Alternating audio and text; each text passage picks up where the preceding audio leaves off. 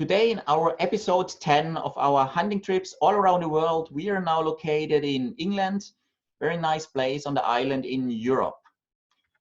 England offers us great opportunities on hunting. First of all, you have two exotic animals, what you can find here, and it's the only really place where you can mainly hunt them. One is the muntjac, which you see in the bottom left, and one is the Chinese water deer on the bottom right. Both of these animals are not natural to England, so they have been introduced during the colonial times when England had conquered the whole world more or less, and they introduced them from Sri Lanka and India area, and they have held them in parks. But very soon these small animals sneaked out of the parks, so that they really now distributed over the majority parts of England, and they're really growing quite well. So today there's a very big population of both of the animals, which allows us to really hunt them, and it's even necessary to hunt them because they're really producing themselves quite fast. But beside these animals, you also have natural animals from UK, which is on one side a fallow deer.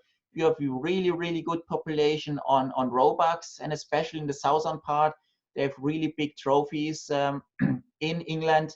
And then you also have red stag and other animals.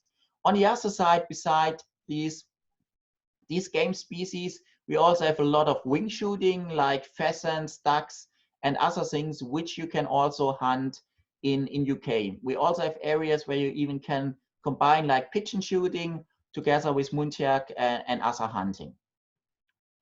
So the accommodation, what we are normally using in England is like bed and breakfast, guest houses. So as you can see here, there are different kinds depending on where you are hunting, but you can also, the accommodation can be also adapted to whatever is the requirement of the hunters.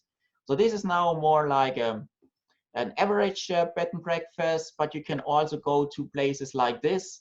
This is also a restaurant bed and breakfast, but it's more like a higher class category, which is also used like, for example, for weddings. And as you can see here, I mean, it's really nice restaurants, nice rooms, and so on.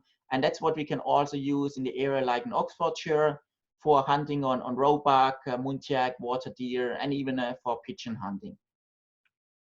So let's have a look at how the hunting takes place. Hunting on muntjac and water deer is quite relaxing.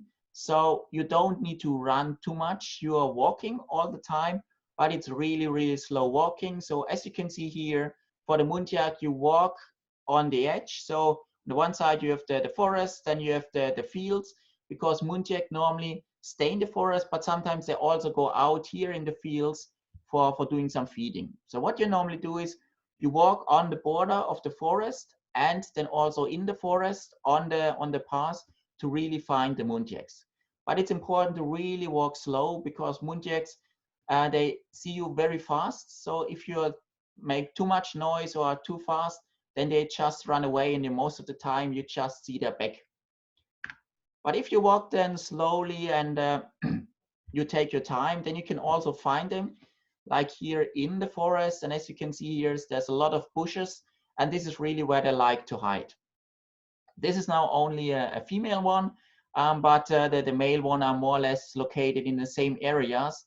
And so if you're then walking slowly, you really have a chance to see them first. If the wind is good, then you're on a perfect spot to really get your muntjac.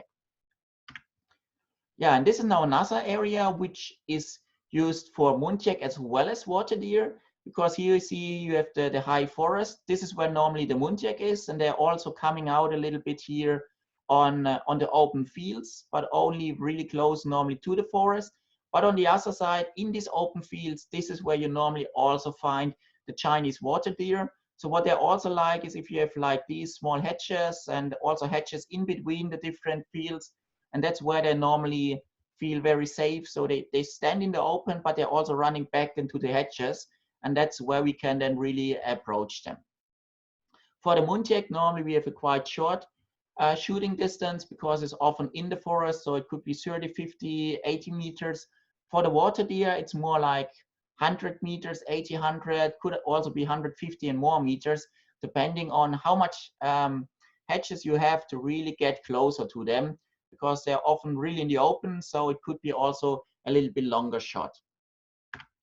Yeah, and then if you're successful, you can really come out of the forest with a really, really nice buck. So this is now like silver to gold medal. And as you can see here, what is typical for UK is that most of them have really silencers on their weapons. And ideally, you also have like a bee pod like here, because especially for the hunt on the Chinese water deer, sometimes it's really necessary that you crawl and rub on the ground to get closer, and then you can shoot from the ground with these bipods. Yeah, here an example for a Chinese water deer, quite also good one. And here you see already there's no big trees behind, but this is more like small hedges. And then you have the grass in front of it. So this is where they normally are hiding themselves. Another example of two at the same spot. So here you can see a lot of open fields with small trees and hedges. This is where really the water deer was standing. Behind us, which you cannot see here, there's a big forest. So this is where they got also the muntjac. So it's really also possible to get both of the species in the same place. Yeah, and this is now another example which we can also hunt in our areas where we have the muntjacs. This is now quite a good roebuck. You see really thick bases and yeah, nice trophies. So the roebucks in England have quite strong base normally for the trophies. And we have sometimes bucks up to 600 gram, which we can get in these areas.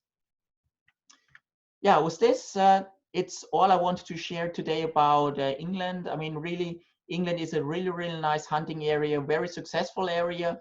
And you can also do it for a short trip, like especially if you come from Europe, you can go there for 2-3 days. That's already enough to get your muntjac or water deer.